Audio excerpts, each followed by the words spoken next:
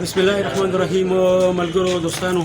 موږ سره یوسف ولاړ دی اشرف الله خان د تانو عمر دی دوی ماشاءالله د دوی چې کومه کارکردګي وا کومه منډه ترلوي پرونی ګلو کې ما شیر کړم دي نن چې ته د لاک ډاون کې او د کرونا بار کې دوی څومره قرباني او مردو عوامو لپاره ورکړه مشکل هغه بل چا ورکړي دوی ته پوسکو سرجي السلام علیکم وعلیکم السلام سرجي څه حالات لاک ډاون بار کې د وشل کوم د مدري مراد بیا چې شروع شوی بار کې چې ویل واله بسم الله الرحمن الرحیم زه خو تاسو تخپل پته دا چې زمونږ د سرور آباد کې او کیس راوته دی دا د ډي جی هیلث ډرایورو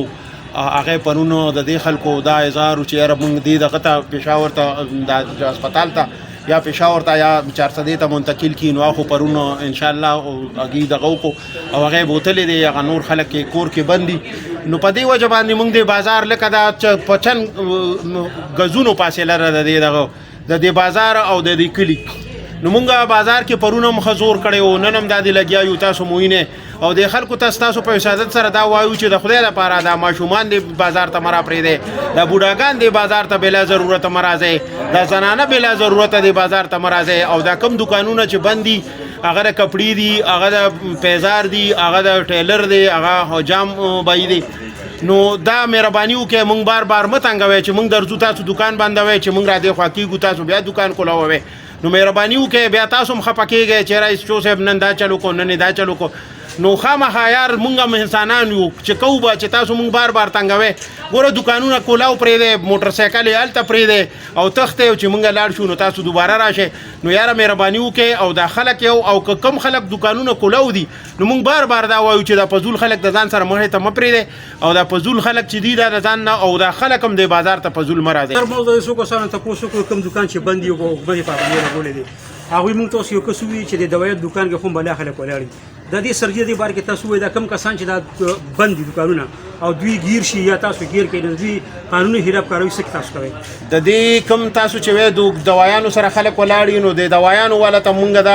دغه کړی دی باقاعده د دوايانو والا ورته په خپل نخې جوړی کړی دي څنګه چې په دې سکول کې د خلکو ته د نخې جوړی دي یا د کورسۍ او ته پرتی دي هغه مونږ ته دغه خو بهر حال زمونږ پښتون قوم خو تاسو ته معلوم دی هر یو سړی د ځان مخ کې کولو کوشش کوي داغه په بینکونو کې تاسو لیدلی ما دغه اوس بار پولیس ولاړلی خلک په زورونو رستو کوي ترستو شاته رستو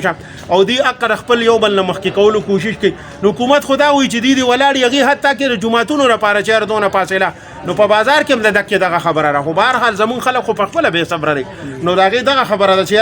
هغه خدا دغه کوي او بل تاسو وی چې دی خلاف نو سمره چې مونږ بوزو نو ردی راغی کوم 144 چې لګیدل راغی خلاف ورزه کې موږ پرچا ورکو او څوک 400 څوک 1500 دا بیا مجسټریټان صاحبان زمونږ جرمانه کوي تقریبا ټول جرمانه چوي نو موږ پکې دغه قانوني کاروایی کوو خو زیات تر موږ دا وایو چې کله خلک داسې په معمولی دغه باندې دغه شو او لګو بلا ضرورت نه راځي نو دا به خبره مهرباني زه د دوی نه ماته پوښتنه کړ زیاته ځان راته ویم د دوی به تقریبا هفته دوه شو چې دوی خپل کور ته نه دي دوی خپل بال بچ غم خاده خاندان مشران کشران پرې دي او مستاسو په خدمت کې لګیا دي ستاسو د پیادې د لپاره لګیا دي د دې باوجود هم د دوی قرباني څوک نه مني یا څوک د دې انکار کوي نو هغه ډېره ناجیزه کوي قانون سره ناجیزه کوي ځان سره ناجیزه کوي د زمونږ د چوټیانو په باره کې وي نو زمونږ چوټیانې زمونږ داسې چوټیانې دي چې چېرته ماښام په منډه کور ته لاړ شو او سهار وختي تاسو به دا نه محسوس کړي چې دا څه چو په دې پلاني وخت کې زمونږ بس ټیک ده چېرته که یو هغه به مونږ چېرته ماښام مازدیګر تلي یو بله ورځ به سهار وختي بیا راغلي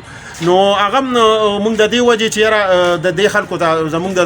دغه نه محسوس کوي چې یاره دا پلاني سړی نه و دې ځای کې دا کار نه دی شوی حالانکې زمونږ نور ملګري او انشاءالله کار کېږي خو دا تاسو ته چې مونږ هر وخت اویلیبل یو نو دا همدغه وجه ده چې چېرته ماښام کې د افسر نه تپوس وکړو لاړ شو سهار وختي په منډه بیا راغلي یو نو حالانکې زما یو نیمه ګنټه لګي د مردان نه بار کاټلنګه پورې خو بهر حال زه هغه سخته په ځان تېروم زما د مردو عوامو تاسو د سچو صاحب خبرې ورته نو مردو سچو صاحب خبرې تاسو واورېدې دغه ځوانان تاسو یې دوی خپل چوټیانې ختمې کړي دي خپل بچي خپل کور ښځې مور پلاره یې پرېښي دي او تاسو ته راغلي دي ستاسو په خدمت کې لګیا دي تاسو ته پکار دي چې تاسو دوی سره پوره تعاون کې